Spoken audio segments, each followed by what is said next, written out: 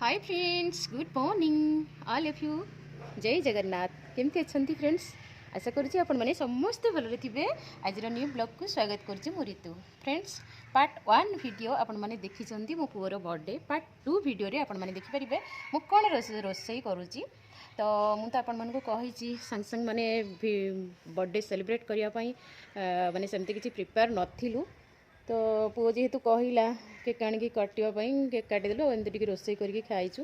आ जहाँ भी रोसई होती आपण मान सहित सेयार करुँची पार्ट 2 वीडियो रे। तो वीडियोटी जदि भल लगे लाइक कमेंट शेयर और सब्सक्राइब करने जमा भूलें। मोर चैनल नेम है ऋतु ओडिया विलेज। आपण माने मोर चैनल को जातु आ वीडियो जदि भल लगु थाए निहाती भाव सब्सक्राइब करूँ। आपण मानकर भल पाइबा आपण मानकर सपोर्ट रहिले मु पुणी नुई वीडियो आपण मानक पई नहीं आसीबी। तो फेसबुक रो समस्त बंधु मानक ढेर सारा भल पाइबा एवं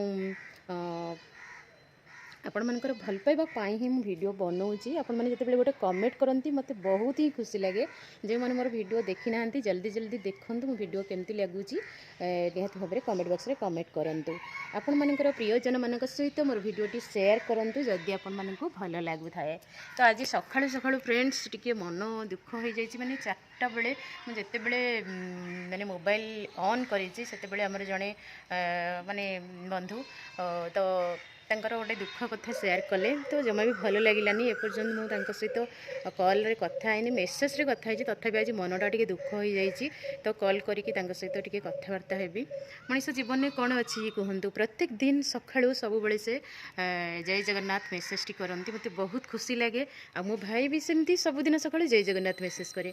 तो फ्रेंड्स के क्या माने आम कि दबानी नबानी कि ना एमती स्नेह श्रद्धार समस्त को बांधि रखा मनीष माने समस्ते आम रहिले भल लगे।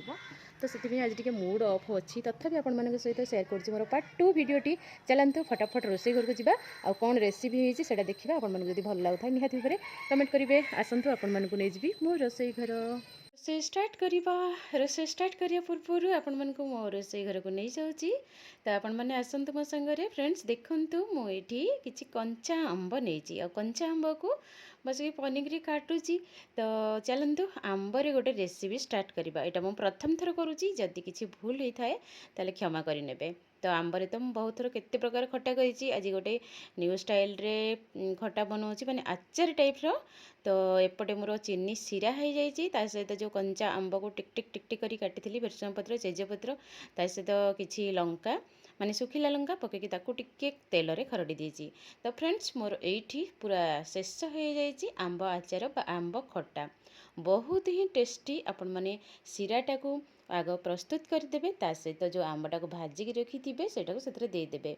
तो फ्रेंड्स मु आंब सीराटा जो सॉरी चीनी सीराटा आपण मानक देखई पारिनी।